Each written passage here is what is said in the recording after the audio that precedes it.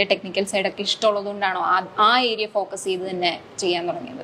അല്ല, ഗാഡ്ജറ്റ്സ് എന്ന് പറയുന്നത് ഇപ്പൊ ഈ ടെക്നോളജി എന്ന് പറയുന്നത് ഇപ്പൊ പണ്ട് നമ്മളൊക്കെ റേഡിയോ എന്ന് പറയുന്ന സാധനം, റേഡിയോയൊക്കെ ഇപ്പം റേഡിയോ വരെ ഇപ്പൊ ഫോണിലുണ്ട്.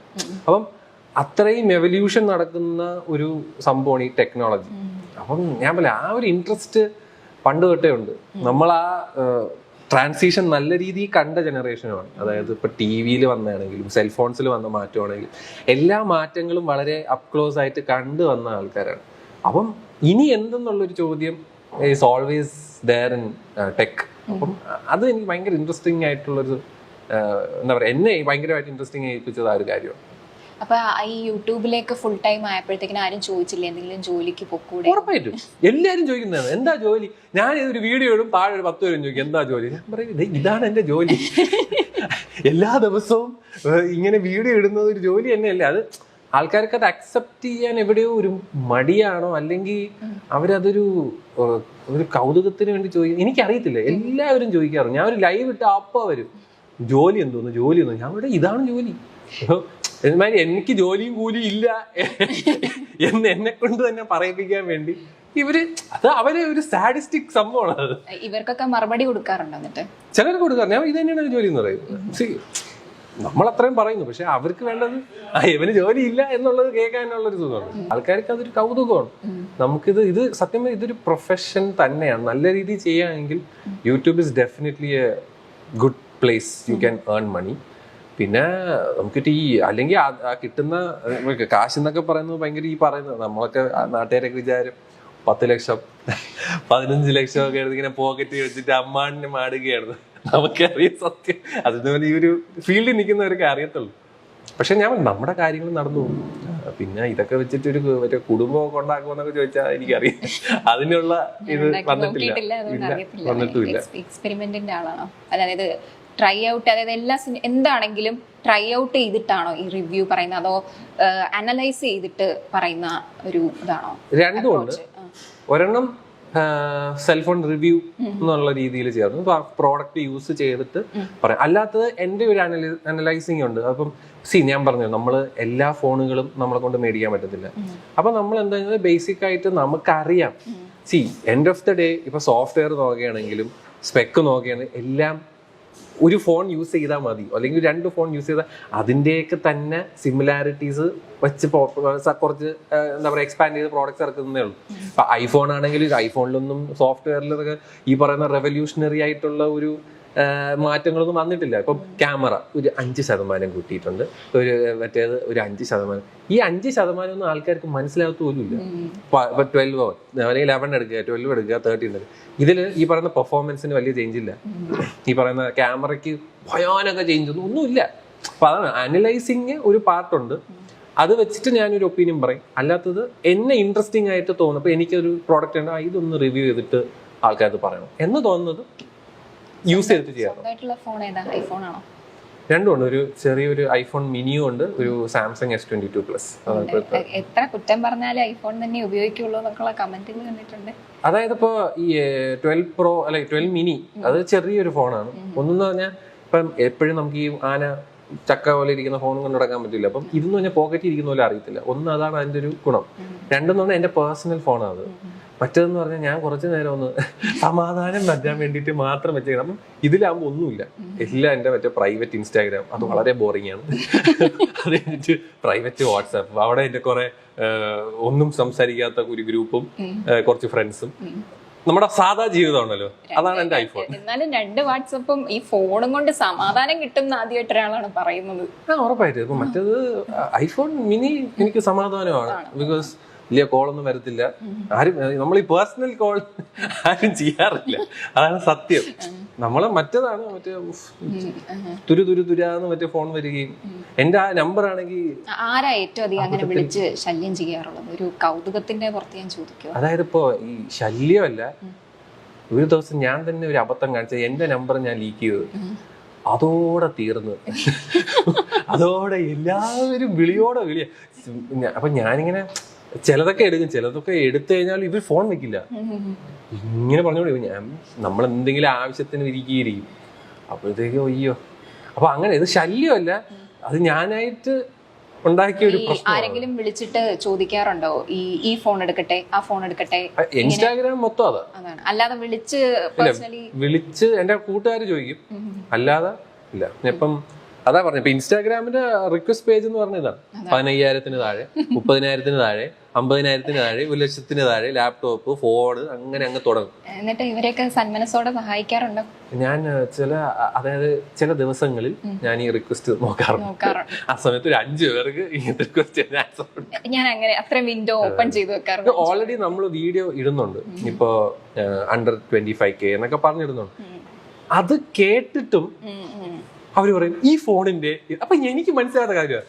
ഞാൻ പറഞ്ഞു എന്റെ കാഴ്ചപ്പാടിൽ ഈ 5 ഫോണാണ് നല്ലത് എന്ന് പറഞ്ഞാലും, ചേട്ടാ മറ്റേ ഫോൺ നല്ലതല്ലേ,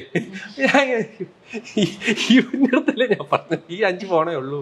പക്ഷെ അവർക്കത് മനസ്സിലാവും. അവർക്ക് അത് ഞാൻ ചിലപ്പോഴും ആലോചിക്കാറുണ്ട്, ഇവരിത് മേടിക്കാൻ തന്നെയാണോ അതോ വെറുതെ സംസാരിക്കാൻ. ഞാനിങ്ങനെ ആലോചിക്കും, ഇപ്പൊ നമ്മള് ചുമ്മാ ഇടും ഈ ഫോൺ കൊള്ളാം, അതൊരു നമുക്കിങ്ങനെ നമുക്ക് ട്രാക്ക് ചെയ്യാൻ പറ്റുമല്ലോ ആമസോൺ വഴിയൊക്കെ, 2 പേരൊക്കെ ആയിരിക്കും വൈകുന്നത്. പക്ഷെ ചോദ്യങ്ങൾ വരുന്ന ചോദിക്കുന്നവര് ഭയങ്കര ചോദ്യമാണ്. ഞാൻ ഒരു ഫോൺ വാങ്ങിക്കുകയാണോ, കൊള്ളാലോ. ചിലപ്പോ അത് അവരുടെ വേ ഓഫ് എന്തൊരു ടാക്ടിക്സ് ആയിരിക്കും, ആവാം, എനിക്ക് അറിയത്തില്ല. പക്ഷെ ഒരുപാട് പേർക്ക് ഫോണുകളെ പറ്റി അറിയണമെന്നുണ്ട്. പക്ഷെ എൻഡ് ഓഫ് ദ ഡേ എന്റെ വിഷമം അതാ, എല്ലാവരും കടയിൽ പോയിട്ട് ചേട്ടാ 15,000 രൂപ താഴെ ഫോൺ വേണം എന്ന് പറയുമ്പോൾ കടയിൽ അയാള് മറ്റേ കമ്മീഷൻ നല്ല രീതിയിൽ കിട്ടുന്ന ഏതെങ്കിലും ഒരു കമ്പനി എടുത്ത് തലയിൽ വെച്ച് കൊടുക്കും. എന്നിട്ട് അവരവിടെ നിന്ന് കരയും.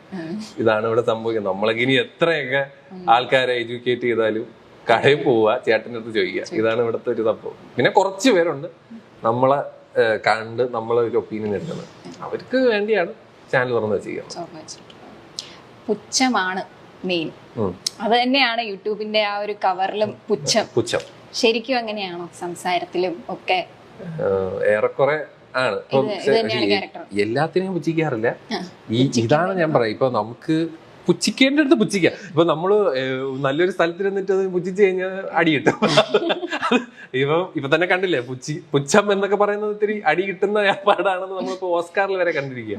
ഇൻസൾട്ട് ചെയ്യുന്നത് ഒരു പരിധി നോക്കിയും കണ്ടും ചെയ്യണം. അപ്പൊ ഞാനും സെൽഫോണുകളെ ഇൻസൾട്ട് ചെയ്യാറുണ്ട്. അവർക്ക് വല്ല പ്രശ്നം ഉണ്ടെങ്കിൽ അവരൊന്നും അടിയാണ്. അല്ല, ഈ വലിയ വലിയ ബ്രാൻഡുകളൊക്കെയാണ് പുച്ഛിച്ചു വിടുന്നത്. അപ്പൊ എപ്പോഴെങ്കിലും പേടിച്ചിട്ടുണ്ടെങ്കിൽ ബ്രാൻഡുകളൊക്കെ വരും എന്തെങ്കിലും ഒക്കെ പറഞ്ഞു. ആപ്പിളിനൊക്കെ സത്യം പറഞ്ഞ ഇന്ത്യൻ മാർക്കറ്റൊക്കെ ഒന്നുമല്ല.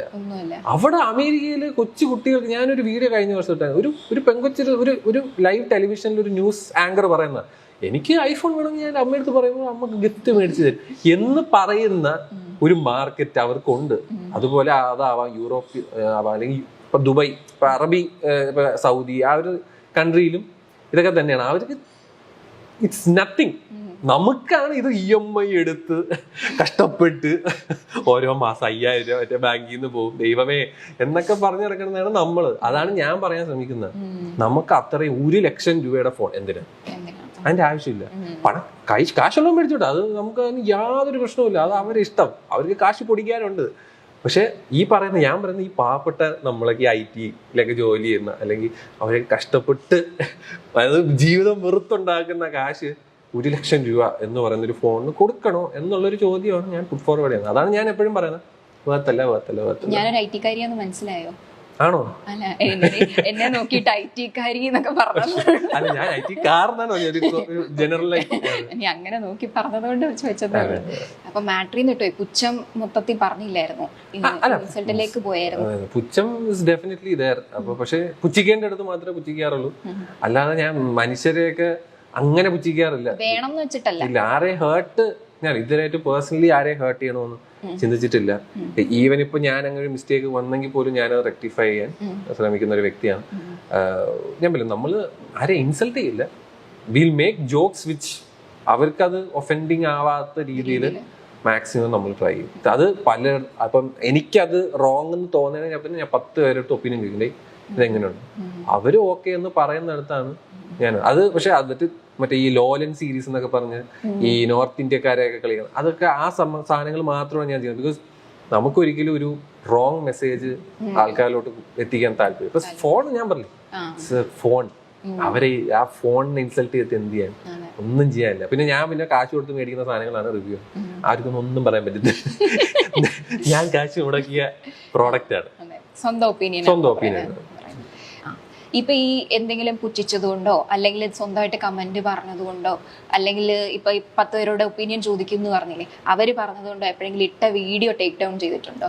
ഉണ്ട്. ഇപ്പൊ അത് മറ്റേ നമ്മുടെ ഈ ഒളിമ്പിക് മെഡൽ, ഗോൾഡ് മെഡൽ കിട്ടിയ ഒരു വ്യക്തി ഉണ്ടായിരുന്നു. അതിന്റെ പേര് ഞാൻ മറന്നു, ഞാൻ സോറി.